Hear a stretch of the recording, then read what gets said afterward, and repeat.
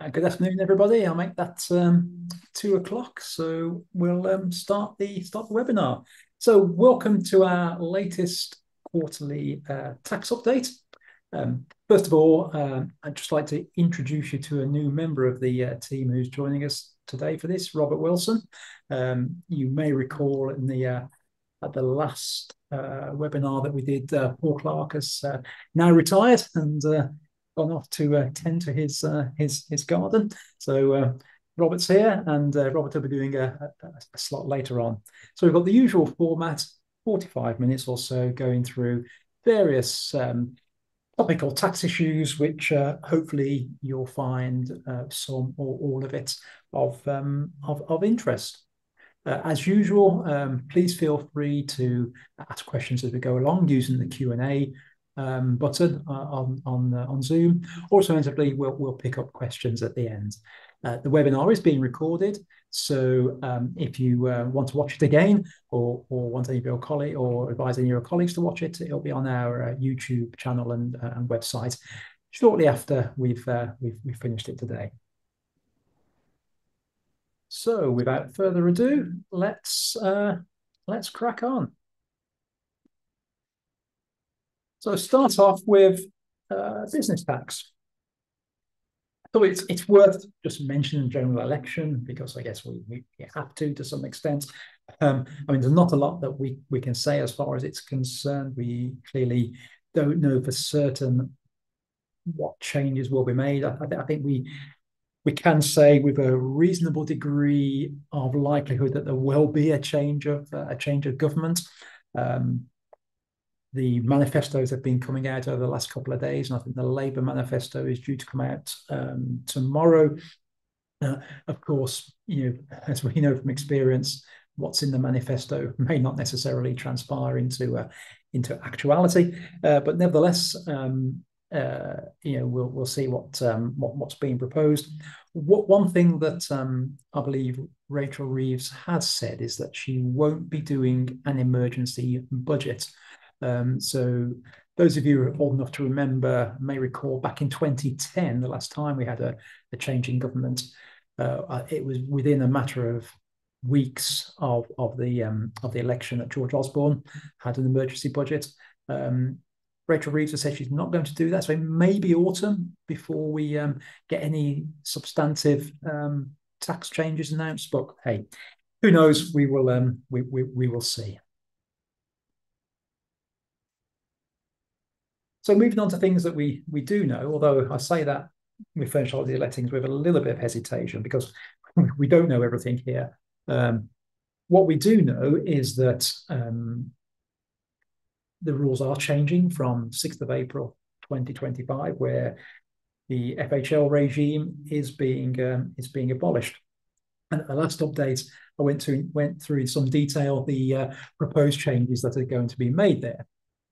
And of course, what the FHL regime did give us, or does give us, perhaps until 2025, is favourable treatment for income tax, capital gains tax, and potentially IHT, although not necessarily always.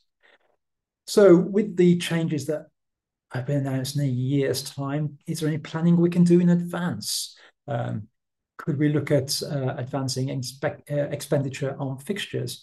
With an FHL, we can claim capital allowances, whereas with a non-FHL property business, there are no capital allowances available. You're just on the renewals basis. Should review the profit allocation. So again, in an FHL business, we can split the profit however we want to. Whereas with spouses, in a property or a non-FHL property business, we have a automatic 50-50 split. One of the big advantages, of course, of furnished holiday let businesses is the ability to have business asset disposal relief on a sale of the property. And so there may be a school of thought which says, should we sell before April 25 to take advantage of the 10% tax rate for Badar? Now, there are anti-forestalling rules, or say there are anti-forestalling rules.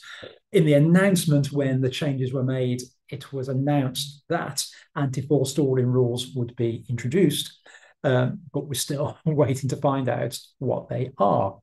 In the budget documents themselves, it said, draft legislation will be published in due course and will include an anti-forestalling rule to prevent the obtaining of a tax advantage through the use of unconditional contracts. And this rule will apply from the 6th of March 24, so from budget day. But there's nothing in the finance bill. So at the moment, we're no wiser than where we were on the 6th of March in terms of what that rule might look like. So it is difficult to plan.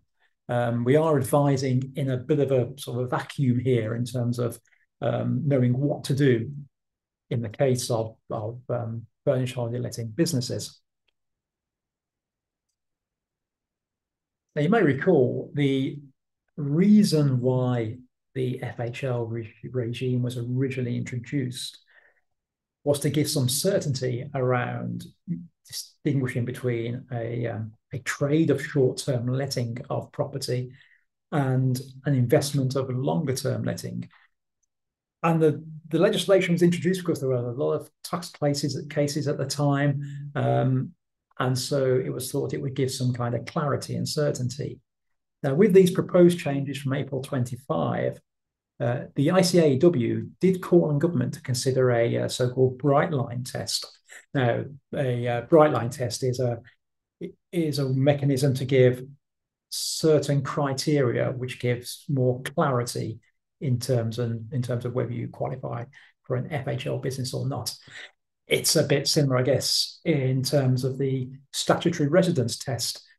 That's been put on a more objective footing now rather than previously.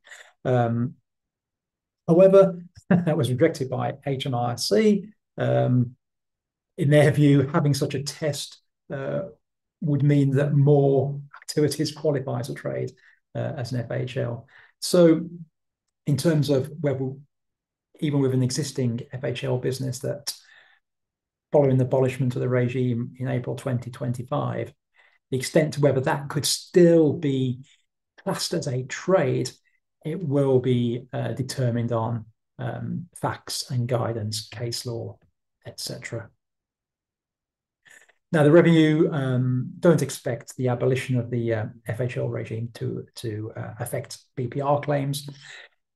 In their mind, or in their view, they consider that FHLs will rarely qualify for business property relief or inheritance tax anyway. There has to be some substantial activities being provided over and above the provision of accommodation to get anywhere near claiming business property relief. So moving away from furnished holiday lettings, I think it is worth touching on some changes to R&D relief from the 1st of April this year. Now, for a period commencing after the 1st of April 2024, we now have a merged regime for R&D, and it's based on the RDEC, the R&D expenditure credit. So this was the large company regime for periods commencing before April 24. And in tax terms, what does it mean? Well, you get a tax credit which can be worth anything from 14.7% to 16.2% of the expenditure, depending upon the corporation tax rate. So whether you're a small company rate at 19, marginal at 26.5, or large company at 25.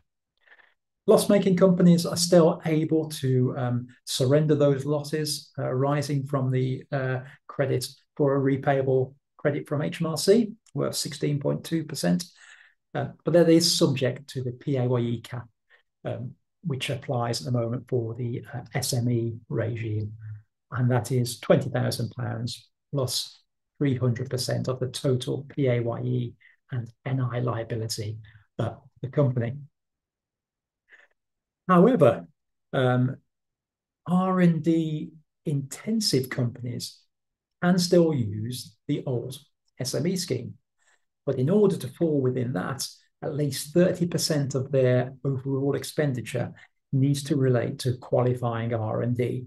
So there are going to be very few companies who will fit that criteria. So whilst we do have a merged single scheme now, it's not strictly true. We do have two schemes technically.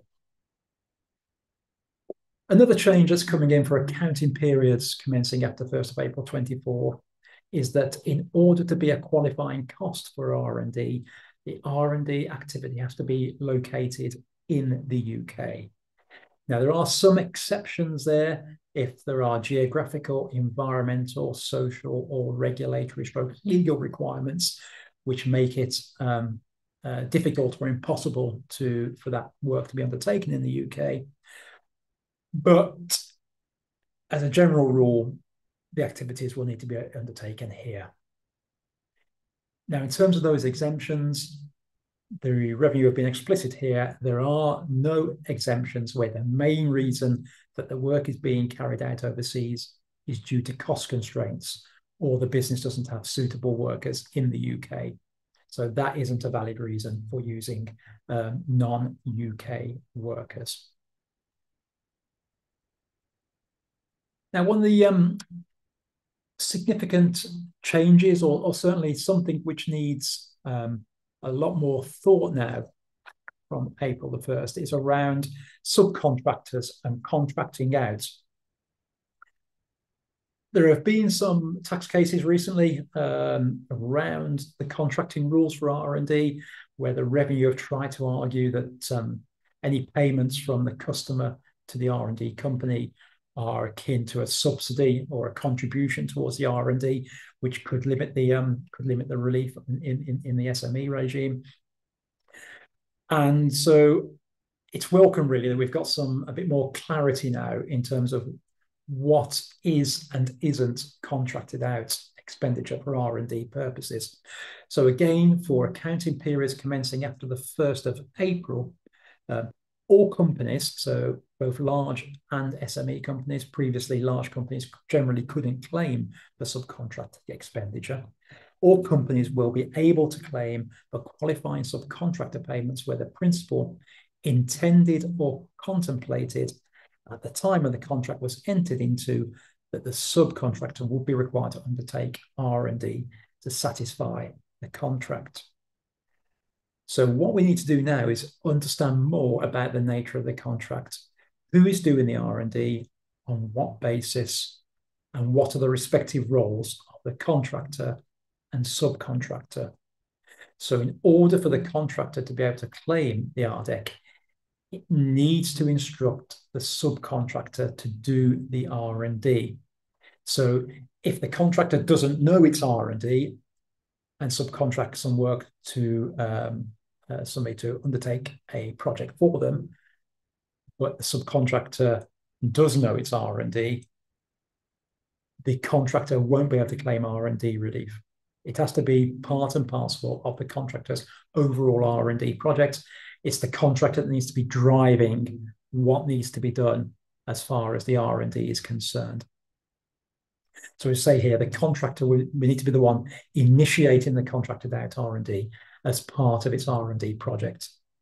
And importantly here, from a documentation point of view, it will be important for that the arrangements are documented, showing how the contracted out R&D forms part of the overall R&D project. Now, very helpfully, the revenue have issued some guidance, and there are a number of examples there which do help in terms of putting into context where the line is as far as the contracting out scenario is concerned. Just one example here, just to give you a flavour. We've got a company B is contracted to provide a service which is not R&D, such as constructing a building or developing a software product. From the contract and the nature of the negotiations to agreed, it is clear to all parties that the customer, this is HMRC language, so this is the taxpayer, the company, A, had no understanding or intention that any R&D should take place. If B, i.e. the subcontractor, undertakes R&D in delivering that product or service, it will be able to claim the relief, even though it's undertaking R&D on an activity carried out to it. So in that scenario, because company A wasn't aware that it was doing R&D, it's the subcontracting company which can claim the relief. And I've given the link there to where the guidance is, giving more examples, showing both sides of the equation. Just going back to a point I mentioned earlier, it is important we have documentation which substantiates the nature of the agreement between the parties. Just keeping the R&D theme, just going a little bit further, just thought it's mentioning a recent case. There haven't been too many cases on R&D going through the tribunals. This one in particular is a little bit eye-raising because it's one of those cases where you do wonder how we got to a tribunal in the first place. But it does serve as a useful reminder in terms of assessing whether or not a company is undertaking R&D.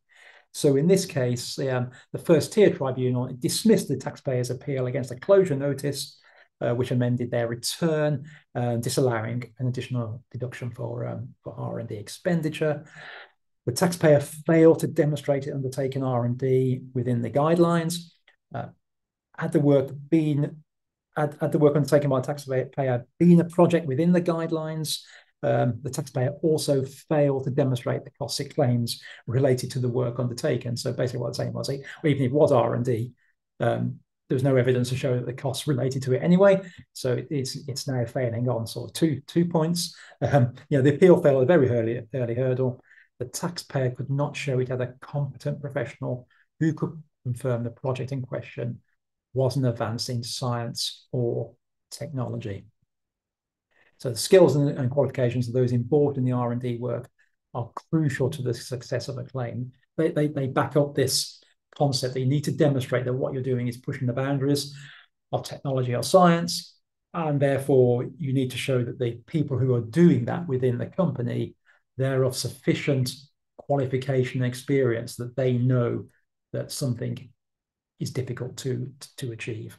And so without a competent professional to lead and explain the R&D work, the claim is weak and open to challenge to HMRC. And like I say, it was a bit crazy that they spent the money to take this to tribunal anyway. So in my mind, it's fairly obvious it wasn't going to get anywhere, but I guess they may have wanted their day in court. Changing tack now, just a very quick reminder regarding employment-related securities. We have the end-of-year returns, which need to be completed for each tax year. So we have the EMI 40 for EMI schemes and the ERS other form for any other share issues broadly. These need to be in by the 6th of July 2024, so less than a month now to submit those to HMRC. Nil returns are required if a scheme is registered with the revenue, so don't forget that. And on EMI, just a reminder here that a slight relaxation of the rules, probably quite welcome actually. For options granted on or after the 6th of April 2024, the deadline for notification of the options is now the 6th of July, following the end of the tax year of the date of grant. So it ties in with the filing deadline for the end of year return. Now, previously, options had to be notified to HMRC within 92 days of the grant, which normally didn't cause a problem. 3 months tended to be long enough, but clearly having a longer period avoids any last-minute panics because you can't get the scheme registered, the systems are down or something like that. I guess the one danger is that if it's not done soon after the options being granted, it could be forgotten about altogether. And if the options aren't notified to HMRC by the deadline, they will lose their tax qualifying status. So it is important they are notified on time. Just quickly wanted to mention a new spotlight notified by HMRC. Now, a reminder, spotlights, these are notices issued by the revenue where they become aware of a sort of scheme or arrangement which they consider to be abusive.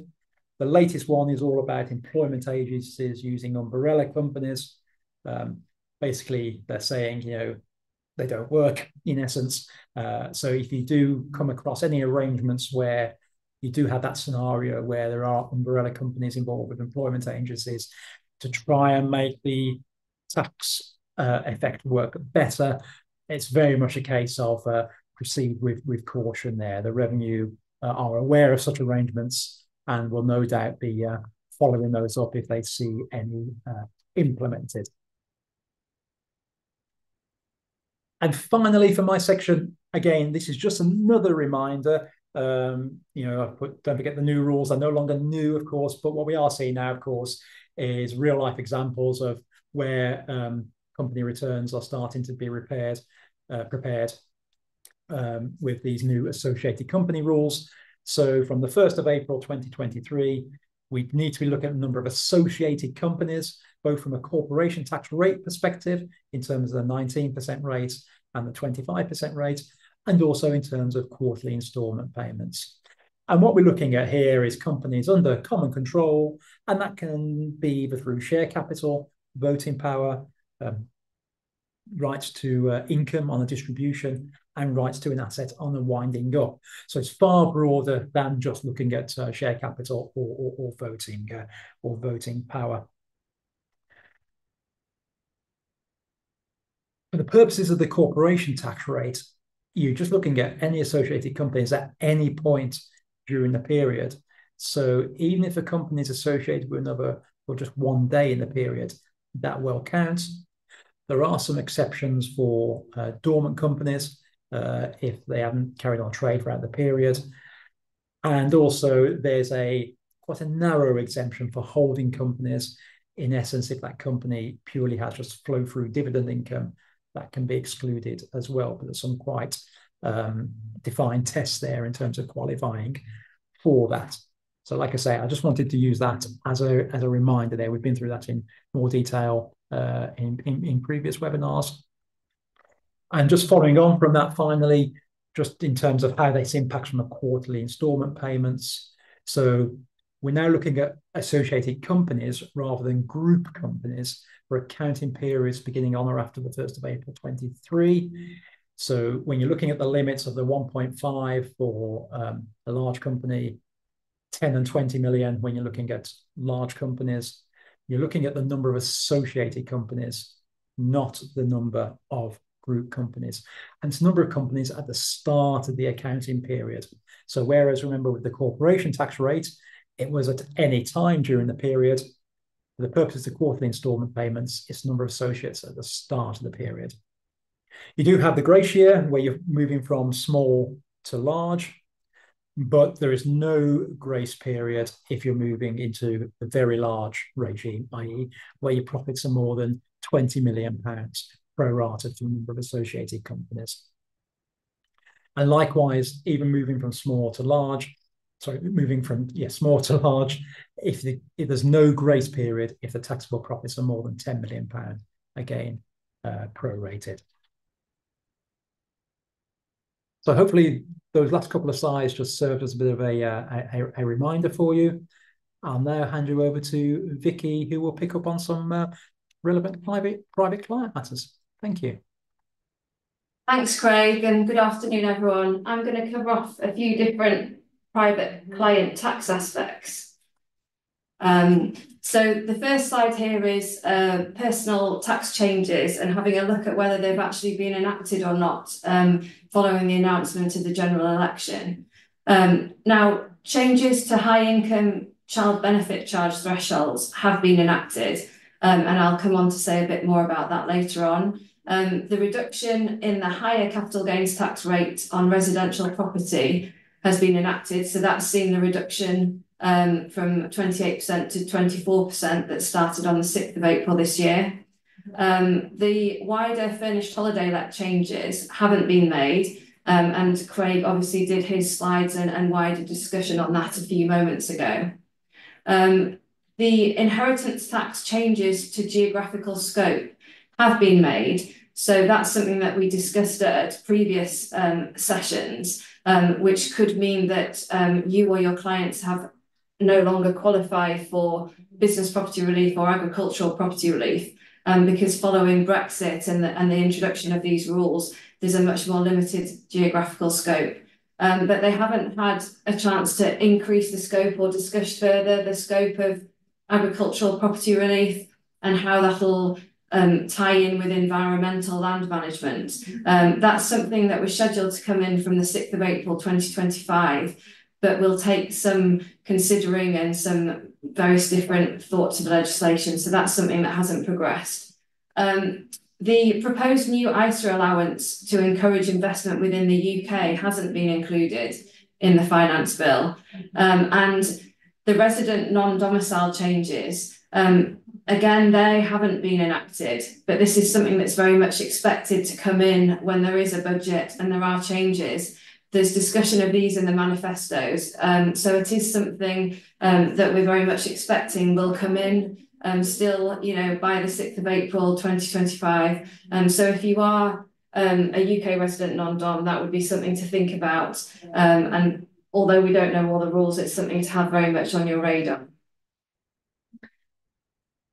So one good thing, again, we've touched on it previously, but the deadline for being able to do this has been extended further, is that if your individuals, clients have any gaps in your NIC record, and it would be favourable for you to pay amounts to fill those gaps, the deadline has been extended up until the 5th of April 2025.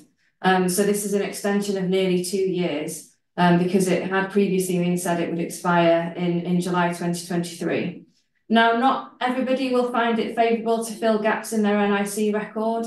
Obviously, it depends on a number of factors and how many more years you will fill before you retire. But having a look at this would be sensible for everyone. I mean, it's sensible to check that your NIC record seems accurate and ties with what you expected to see. But filling these gaps could be particularly favourable for individuals who are planning for their retirement and don't currently qualify for the full entitlement, who have been employed but have had low earnings, who are unemployed and haven't been claiming benefits.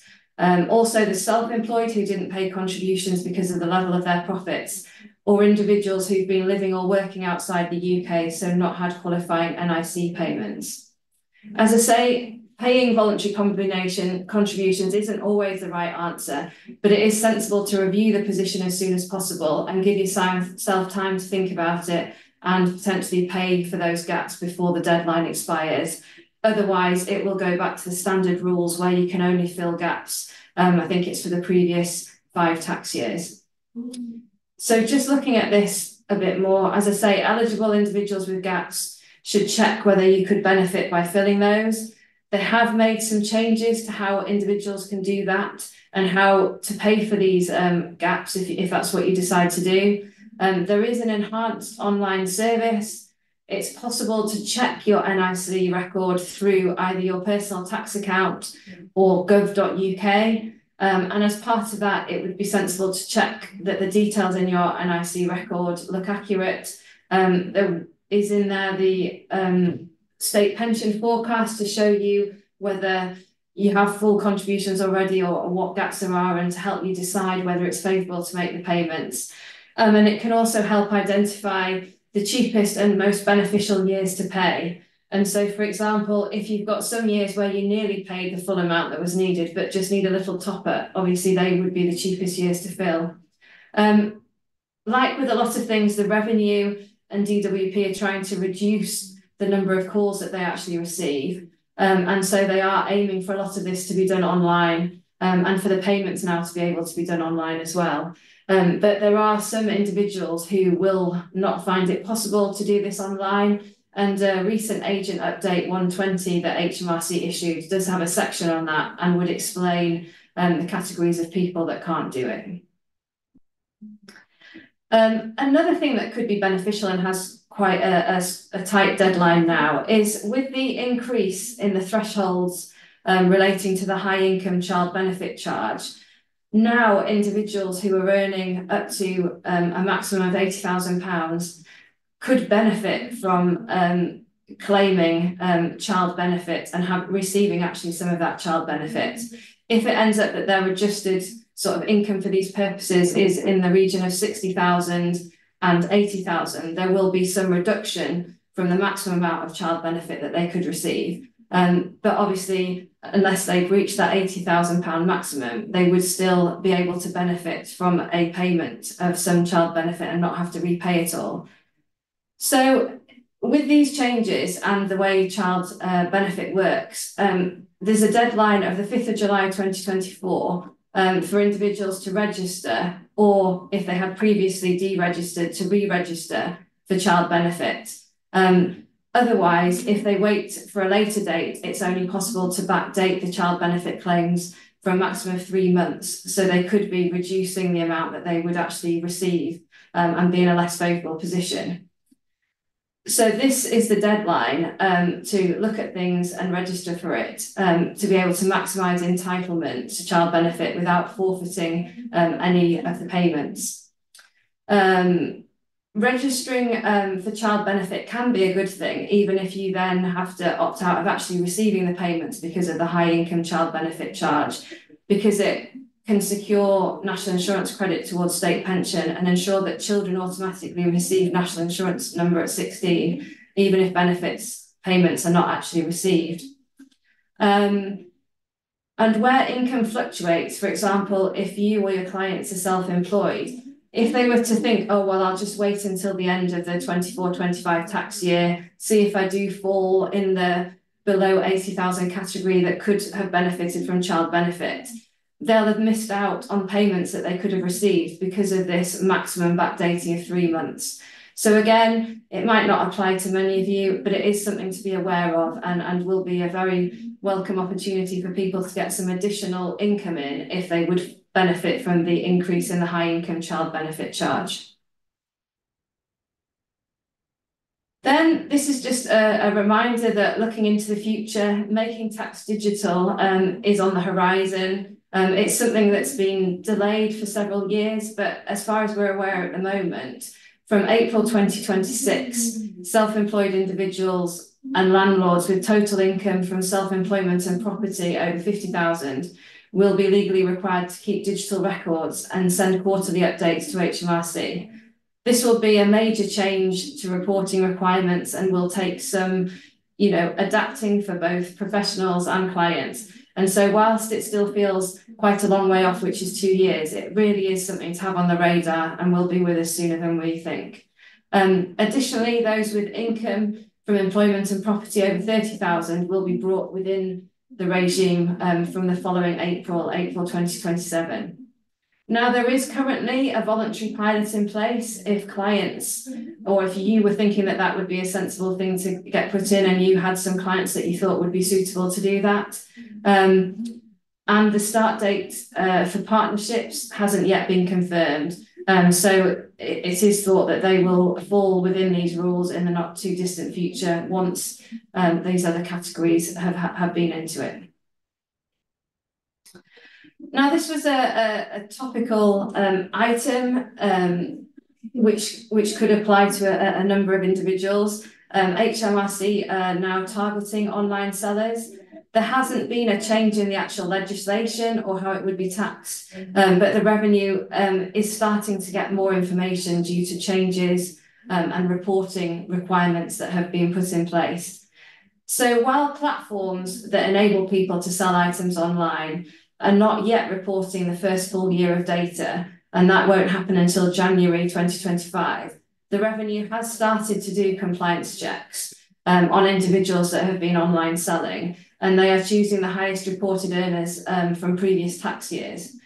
Now, this is an area of tax that is relatively complex. It can often be misunderstood, and it's an area where there still isn't any sort of particularly easy to find coherent guidance. Now, not all sellers who sell things online have to file a tax return. And as I say, whether or not there's a tax liability isn't as a result of any new rules that have been introduced, but it is something that I think people need to be increasingly aware of and to try and identify situations which are caught by these rules to make sure that income isn't underdeclared. And HMRC do have additional resources to enable them to potentially identify income that hasn't been declared to them. And obviously with the platforms providing them with information, this will give them even more opportunity to spot those. Now, there are restrictions in what platforms have to provide information-wise to the revenue. And in very broad terms, platforms only have to send information to HMRC and therefore individuals think whether they need to complete a tax return if they fall under one of two categories. So just looking at these categories, the first one would be sensible for individuals who to think about this if they're selling 30 or more items a year, or if their earnings exceed the taxable income threshold of £1,000. Now, if either of these provisions apply and the individual is trading, which I'll come back to, a tax return should be filed to report the online selling, profit and income. And now, expert advice is sensible to consider wider implications if it's thought that individuals are caught by these rules, and that would take into account the treatment of expenses, any potential tax reliefs, and wider tax implications. Now, they could include VAT and potentially capital gains tax. Now, it's important to remember that it's only if you're trading that you fall within these rules. If you're just selling pre-loved clothes, then you're not trading, and so that wouldn't bring you within these rules. And that's an aspect that can often be misunderstood. Now, in an agent update, again, that's recently been brought out, this was Agent Update 119, the revenue highlighted a section that says these are very common mistakes that we see, and obviously it's sensible for people to be extra alert to these so that they can try and make sure they're not included in their returns. So just very high level, there's more detail in that agent update that I've referenced. They do find that the incorrect annual exempt amount can be used, and obviously this annual exempt amount has reduced over recent years quite considerably, and there are also fuller restrictions where you've got trusts in place depending on the settlor and how many trusts that they've got in existence that they created. Also, UK residential property disposals, if it doesn't qualify for principal private residence relief in full, for example, there is the need to consider whether you have to do a 60-day return to HMRC. They find errors in those, and also in the calculation of private residence relief. The final period exemption has reduced over the years, so now in the majority of cases, it's only the last 9 months that qualifies as the final period exemption, and you can't get that in addition to when you've lived in it if it's a coterminous, the same period. And also with letting relief, because there were significant changes in that from the 6th of April 2020, and now that was on a cliff edge. So lettings relief is only available in capital gains tax calculations if the owner of that house was living in it at the same time as the tenant. So it's not available where the whole house was let out. So that's something to remember, and that we've covered in previous sessions of this. Then there were other, common mistakes made in business asset disposal relief, and the other ones mentioned in this slide that I won't go into with detail, but obviously you wouldn't want to fall within these categories. Now, this is a recent case. It's only a first-tier tribunal, but this is a topic that quite often is discussed. And this is where you have a sale of part of a garden of an individual that has been attached to their only main residence, and that it's being sold off for development. So it's being sold separately from the main house. There's been a case here called Nunn that was heard by the first-tier tribunal, and it does have some helpful guidance in there that covers off 3 different scenarios. And as I say, sales of part of the garden or grounds for development are relatively frequent occurrences. And the 3 situations that I thought would be worth covering off, as covered in that tribunal decision, are outlined on these slides. So the first one is that the land may retain its character as garden or grounds up until the point of sale. So that would be where principal private residence relief should be available, still for the whole period up until the sale of that garden plot. And that would tend to be the case where no further steps have been taken on that land. It's remained part of the house. You've been using it as garden and grounds.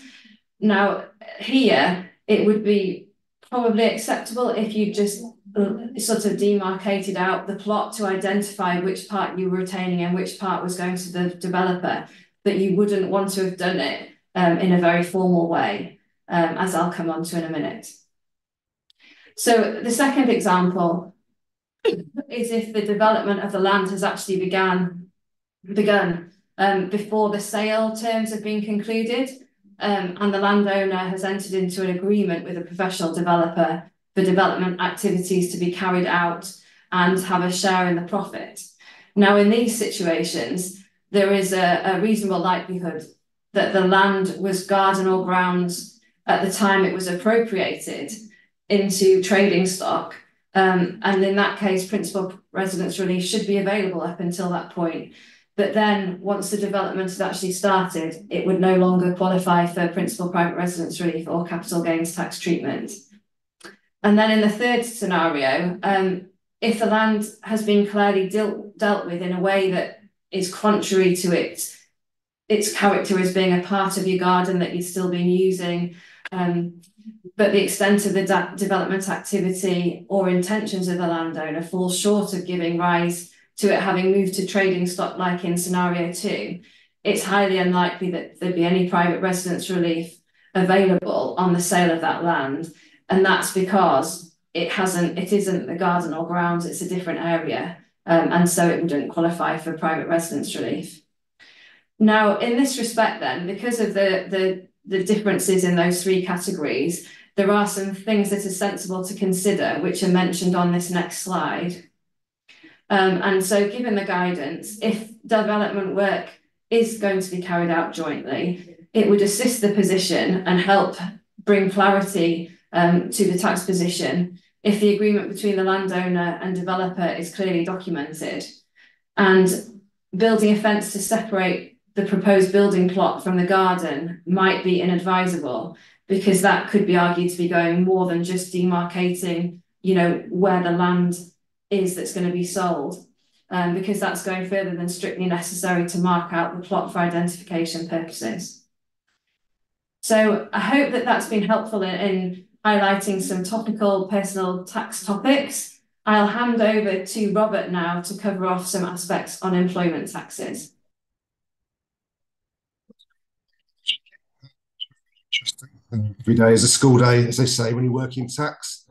I'm just going to start off with a little bit of an apology here, because I think the titles of my slides could be a little bit misleading. My sort of employment taxes update is largely sort of focused around some trends that we're seeing with the inquiry work that we're doing on behalf of clients of the firm and clients not of the firm as well, really. So I do apologise for that. I'm sure you're waiting with bated breath for an exciting update on employment taxes. I think just on that, it's probably sort of fair to say the last 2 to 3 years, I guess, in the area of employment taxes have really sort of found themselves completely sort of bogged down with IR35 and off payroll working. And I think it's fair to say as well that HMRC has been completely bogged down with those same topics. So in terms of actual sort of movement on in relation to specific employment taxes, clearly, of course, the government are gesticulating at the moment with the opposition parties as to who's going to lower national insurance the lowest. But largely speaking, IR35 still appears to be the main kind of topic of conversation. But we are going to sort of touch upon again, we're going to look at termination payments as well, look around traveller subsistence. The hybrid working post-COVID-19 is throwing up some pretty interesting inquiries at the moment, so we're going to have a quick look at that. And there's just a couple of points which the government are touting at the moment around some potential future changes to taxation of employees. We're just going to touch on that as well. With the next slide, Craig, yeah. So just to warn you, this is not going to be an IR35 delve into the legislation. We're just going to sort of talk around that as very much of a discussion. And also as well, we're going to have a look at the sort of worker status, how that would actually impact on our clients from that perspective, and where HMRC are kind of currently approaching sort of IR35 and off payroll working as well. Have the next slide, Craig. Yeah. So I think the government has recently actually decided issuing a statutory test to determine self-employment, which had been previously proposed. In view of that decision, it's still important to determine the status of any worker by, we are still considering a test which the courts have prescribed over many. I apologise for that, press the wrong button. There is a check actually which clients can use and which is available on HMRC's website, and actually kind of sits alongside the CES tool for IR35. So if you do come across any clients that are concerned as to whether or not they are self-employed or employed, then that's usually a good way to start. Because really speaking, it's a general guide as to whether or not a worker is an employee or self-employed. If you sort of answer yes to the questions of, do they have to actually do the work themselves? Yes. Can they work a set number of hours? Yes. Are they paid by the hour, week, or month? Yes. If you answer so yes to those questions, then generally speaking, the worker in question is going to be an employee, very, very likely. And of course, converse of that, if they're sort of able to hire other people to do work for them, if they're providing their own tools and equipment, are they doing jobs for a fixed price? If you answer so yes to those questions, then by and large they're going to be self-employed there. But getting the status of a worker wrong can really leave your client as the engager liable to the employment costs and claim for unpaid pay-as-you-earn national insurance together with interest and penalties. So it is pretty important, particularly where you're working with clients who have sort of multiple engaged persons over a seasonal basis, as an example. Getting it wrong can cause your clients some hot water effectively with that. The next slide, please, Craig. So I think worker status, I'm not going to spend too much time on this really, but it's not really a tax question. It's more of a legal point. Notably, of course, seen in the press over the last 2 to 3 years. Deliveroo, companies like that, Amazon as well. So going through some fairly long drawn out cases as to whether or not the people they actually have on their books are workers or employees or otherwise, really. From our client's perspective, it's really important to consider this because what we do not want is for one of our clients to be sort of branded as some kind of Dickensian employer who sort of sends children down the mines and feeds them an apple a day and hopes for the best, really. When HMRC are looking into employer compliance reviews, they do often actually sort of look at the status of the workers that are actually sort of engaged by the company in question. So this does certainly come up as a separate matter because largely speaking, the cases are taken forward on this by the trade unions of the relevant sort of workforce, and by and large, the courts are fighting in favour of the workers themselves, which does give them the entitlement to national minimum wage, unlawful deductions from wages, etc., and of course back taxes and back pay for periods of time when they should have been sort of fully compliant. Next slide, please, Craig. Just to sort of pick up on where we are with IR35 at the moment, the mini budget contained a proposal that the sort of age-old 2017 and 2021 changes that were sort of touted some time ago. Now they're completely going to be sort of scrapped. So where we currently are at the moment is that the IR35 rules, as at April 2023, are current and good case. But we are still seeing an awful lot of disputes over whether contractors and personal service companies are inside or outside of IR35. Really speaking, that's probably driven by the complexities around the actual legislation itself. It's very, very difficult for the average person on the street to actually understand what exactly it is they need to be sort of thinking about, what it exactly is they need to be doing. So we are sort of seeing a significant number of providers that have sort of undertaken some kind of status determination of their sort of workforce effectively, and determined, by and large, just to play it safe, that they should be within IR35 and therefore they should be payrolled, when in actual fact, given the facts of each individual case, then there's no reason why they should be, which does sort of provide a much more sort of flexible working arrangement and payments arrangement for both the actual employer or the agent, if you like, and the contractors they're using. HMRC have recognised that the CES tool, which they provided as effectively go through the CES tool and you'll get a yes/no answer at the end of that, subject to your answers to various questions. That can therefore be taken forward as your determination, if you like, without sort of thinking about it even further, of whether or not a contractor should be within or outside of IR35. They have, though, HMRC recognised that there are some issues of that. So, for example, one of the particular sort of questions within that assessed questionnaire is, is this person supplying their own tools, as an example? And actually where people get confused is because they would consider, say, a hammer or a screwdriver in a sort of small carry-on toolbox to be tools for the purposes of CES, when where HMRC are actually sort of trying to get at with that is by tools they mean sort of quite heavy plants and machinery, sort of mini diggers and above, effectively. So there are clearly some confusions around how those questions are phrased and what HMRC are actually sort of trying to get at with that. So if you do have anybody that is looking to use the CES tool, then it's important to actually sort of read the small print effectively. We have the next slide, Ray. So I've just put this slide up, what's a simple table. You'll see there that recent IR35 decisions in the courts, the vast majority are sort of being found in favour of HMRC. It is a case this is largely because of the sort of drafted contracts that the workers perform their duties under, when also to take into account factors like control, mutuality obligations, such like for IR35 purposes that, as I sort of mentioned before, agents are actually sort of playing it a bit overly safe and, inadvertently kind of putting in place contracts which put the actual sort of contractor within sort of IR35. So it's also very important to actually get some legal inputs as to relation to any kind of contracts you're putting in place with outside contractors. I think it's fair to say as well that the vast bulk of the cases thus far have been sort of focused around the media.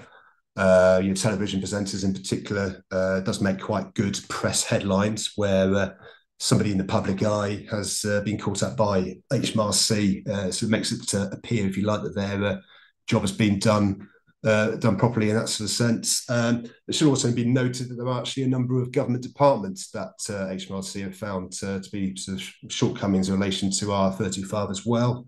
So there's a bit of a case from the government of do as we say, not as we do. But the importance, just for sort of mentioning that, is we are now seeing quite a number of inquiries coming through from HMRC, specifically sort of targeted to sort of fairly sort of small companies, really, who will actually just have a single sole director and shareholder. And those guys are actually now beginning to push away from sort of the headline grabbing stuff into the more kind of mundane sort of low-key jobs. So it's something I think we can certainly see is going to be some development over the next few years or so, particularly now that COVID's out of the way and people are sort of beginning to settle a bit more into a new way of working, really. Next slide, Chloe. Where this becomes important as well, from HMRC's perspective, they are very much of the opinion that any party within a supply chain, for example, who falls foul of any sort of failure to actually investigate whether or not IR35 applies before actually engaging with a contractor, HMRC can actually find them at fault and HMRC will pursue them. So it is very important for clients, particularly involved in quite a lengthy supply chain, to do their due diligence for the party above them and the party below them to ensure they're not going to be caught out by this. And as Craig mentioned earlier, HMRC are concerned that umbrella companies are being used still for the abject purpose of actually avoiding tax. And, effectively, again, going back to the point I just made there, where we have got a client that has actually engaged with one of these umbrella companies because it's easier for them to do the actual engagement through them as opposed to the individuals direct. They really do need to be sort of thinking about their own obligations, as HMRC would put it, in relation to that. Next slide, please, Craig. Just moving slightly sort of off topic now. I mean, this isn't a recent change at all, but it is something that doesn't come up an awful lot in practice. But when it does, it's important just to make a note of it because there has been a change which can easily be missed if it's not something that you're doing day to day. It always sort of used to be the case that where you're bringing the employment of a person to a close earlier than expected, for example, this tends to happen with director managers of businesses where things aren't working out and personalities clash and such like that. Rather than just to continue, we decide to actually negotiate an early exit. It was always the case that we can sort of soften the blow in relation to that by effectively paying them a non-contractual up to £30,000 tax-free. So that kind of actually sort of softened the blow and actually made negotiation for that person leaving a bit easier. But we now have an aspect called post-employment notice pay, which HMRC have brought in to really sort of combat the fact that the vast bulk of termination payments were made up of this £30,000 tax-free amount. So what the post-employment notice pay actually sort of suggests is you've got somebody on a contract, you want to bring it to a close early, but they have written into their agreement that if they want to give notice, they have to give 6 months notice. So broadly sort of speaking, HMRC will just simply treat that 6 months notice period as paid and as taxable as well. So effectively the £30,000 tax-free exemption there has been sort of eroded somewhat by that. It is something that can be easily missed, and I think in sort of negotiations with those persons that are looking to terminate the contract, it is a good idea to actually sort of get involved from the start and actually say, this is how the taxation of these aspects are going to work. Other things we need to consider: termination payments. Bit of a complicated area in relation to payments made to somebody who's probably approaching retirement age. We decide to try and let them go early. Mainly really because, of course, there's very few contractual retirement ages and removal of sort of statutory retirement ages as well for the majority of employees. But the general rule is that any kind of payment made to an employee on the basis of, you are going to retire and this is sort of effectively a termination of your employment in relation to that, then the £30,000 exemption, as I mentioned, therefore does not actually apply. So any kind of payments related to that are taxable. Termination, which can arise as a result of ill health or disability, by and large, those are still non-taxable. But there is such a much higher bar, if you like, to kind of reach in relation to that. HMRC do expect quite a number of documentary evidence from doctors, etc., as to exactly why they are having to sort of step aside from their role on an early basis, as opposed to just going through the normal sort of termination route and handing their notice. But by and large, those payments are going to be tax-free still. And just as one last point on this slide, it's quite so likely that somebody's been paid up for a year's worth of medical insurance or something of that nature. Car benefits, for example, would continue with an employee post termination. Again, they can fall within a sort of £30,000 tax-free exemption, but again, HMRC aren't liking termination packages structured in such a way that actually continuing benefits are applied as part of that actual termination package to that employee. So this is something that we are seeing that HMRC are looking at in a lot more detail and actually sort of wanting to review the terms of the package that the employers received. The next slide now, please, Craig. I'm not going to spend too long on this slide. Really, it's a bit of a sort of staging post, if you like, for the next point I was going to make. But just as a bit of a recap, where we are talking about, for example, claiming for travel and subsistence, where an employee is actually travelling away from their, in inverted commas, normal point of employment, be that the office or be that wherever that may be. There are a number of different employment bases, if you like, that can actually sort of be looked at. So it could simply be an actual location, such as an office, which is intended by the employee. For example, with the sort of travelling salesman, if they're looking after a territory, then that generally is going to be their base of employment. Temporary bases are, broadly sort of speaking, anything less than 24 months. So that is sort of important when considering somebody who's actually been placed on a short-term secondment, because, of course, travel and subsistence to and from a temporary place of employment, the employee can actually sort of claim back the costs incurred in that. So that's sort of always something useful to consider. But if we go on to the next slide, Craig, the reason why I was just sort of mentioning that in brief is, as we all know, many employees have changed the way that they work in light of COVID-19. And this really warrants employers to consider a lot more where the actual sort of base of their workers is. this could really impact on, sort of traveling in between sites and any other sort of costs involved in relation to that. But where we have seen, believe it or not, a number of cases recently is where workers have actually sort of left the UK during the pandemic or just post it, because of course remote working is so much easier as it is now, and they've actually sort of taken up, resumed their full-time employment with the same UK employer in their sort of native home country. And in some cases, the actual employer has not been aware of that fact at all. So they are still being paid through UK payroll. All of their duties are performed abroad, and that does cause us an issue. In particular, for example, in Spain, the Spanish authorities will be looking towards that person to say, well, hang on a minute, where's our slice of the tax for the time they spent working in the country and the time they are still spending working in the country? There's also a case to say that potentially, if you kind of you've got a sort of sales manager or sort of senior manager within an organization who decides to go and work abroad but still be employed by the same UK employer, if they are able to negotiate contracts and act on behalf of their UK employer, albeit in fact it's in a different country, there can always be an argument that that kind of action, flexibility of working, has actually created a permanent establishment abroad for that particular employee who is now based overseas, and that can cause some issues as well, because the local authority where the potential permanent establishment is could well be subject to local taxes on income coming through that employee's work stream. So this is something really that we have seen quite a bit of recently, not least because, of course, things have settled down post-COVID environment, and HMRC are getting a little bit more sort of interested in actually sort of looking at where the employment base is, and indeed whether or not there are actually employees based overseas as well. Have the next slide, please, Craig. Just a very sort of brief slide just to sort of finish off here.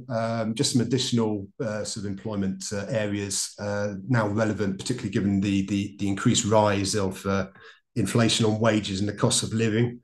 Employers are now looking to sort of increase how they actually remunerate and benefit their employees, not least just through increased salary, but can they package up an offer to a new employee, which is not accounting for an inflationary increase in wages, but also actually offering something on the side as well.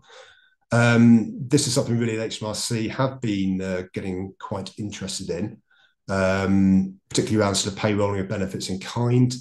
At the moment, the government has a mandate that it will be compulsory from April 2026 that any kind of benefit whatsoever is payrolled, as opposed to going on a P11D and on an employee self-assessment, for example. The reason for that is apparently to make things far simpler, but of course that's not necessarily going to happen in practice. As I say, this is expected to come into place in 2026, and we are going to see some more kind of bulletins and guidance coming out in relation to that. But I think just sort of what I wanted to say in relation to that, whether or not this does come into play, the major concern is going to be from the employee's perspective, is it gives them sort of less flexibility as to how they actually sort of are remunerated themselves. So at the moment, we have some flexibility as to whether or not we payroll benefit or whether or not we don't. But from an employee's cash flow perspective, for example, if they're choosing not to payroll a benefit because they are anticipating an end-of-year bonus, for example, whereas now we're going to actually sort of force them to payroll that benefit over a 12-month period, I think they're going to see some people a bit concerned as to whether or not their actual employment package is what it said it was sort of when they actually started off with it. So we are potentially going to be seeing some renegotiations of that, and more than likely there's going to be a number of cases where things are just going to get missed in their entirety, because it's a new system that people aren't going to be used to. But as I say, there's going to be more sort of information coming out on that in the future. So I think just run over time slightly there, so I do apologise, but I think we'll just call it a day there, if you don't mind, Craig. Yeah, that's great. Thank you, Robert, and thank you, Vicky, as always, for your input there. I hope everybody found something of interest there. Plenty of topics covered there, real wide breadth. Looking at the Q&As, we've got nothing coming in. So you're either all asleep or we ticked all the boxes for you. So with that, we will leave you. Like I mentioned at the start, this is recorded, so you can watch it again or whatever. We'll be back in 3 months, so we'll see you in September sometime. So enjoy the summer, and when we get back, we might have a budget to talk about. Let's see. So thanks everybody for tuning in, and we'll catch up soon. Cheers. Thank you.